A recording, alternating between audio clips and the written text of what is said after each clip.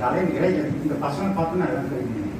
இது மாதிரி சின்ன சின்ன பசங்கள்லாம் வந்து ஒரு 10 வயசு 15 வயசு பசங்கள்லாம் கோவில் வந்து பாடி கோவிலுக்குள்ள கலந்து என்ன பண்ணுவோம். அட்லீஸ்ட்டு நம்ம கல்ச்சர், நம்ம கோவில், நம்ம தர்மம், நம்ம சுவாமி இதெல்லாம் கொஞ்சம் தெரிஞ்சுருப்பாங்க.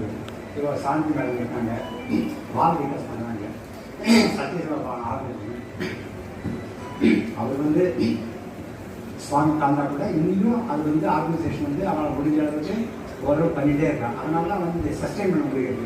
ஏன்னா பசங்களை சஸ்டெயின் பண்ணது இப்போ அவனுக்கே தெரியும். அவர்கிட்ட பசங்க நிறைய பேர் ஸ்டூடெண்ட்டாக இருப்பாங்க, நிறைய பேர் பல இடத்துல இருப்பாங்க. அது மாதிரி ஒரு பேசிக் கல்ச்சர் பசங்க கொடுத்தோம்னா அது என்றைக்குமே பசங்களுக்கு பசுமத்தான மாதிரி நினைச்சு தெரிஞ்சிடும். அது மாதிரி நம்ம எல்லாம் என்ன பண்ணுறோன்னா, இங்கே இருக்க எல்லாரும் குழந்தைகளுக்கும் நம்மளெல்லாம் வயசாக போச்சு பேச்சு மாதங்கள் பேரமாதல் அதுவே இப்போ எங்கே இருக்கிறது ரொம்ப சந்தேகமாக தான் இருக்குது. இதோ ஒன்று இருக்குது இல்லைன்னா இல்லை. அப்படி இருக்க பசங்களை வந்து தயவு செஞ்சு வாரத்துக்கு ஒரு நாள் கோவில் வேஷமாக டெய்லி வீட்டில் ஒன்றும் பண்ண வேணாம்.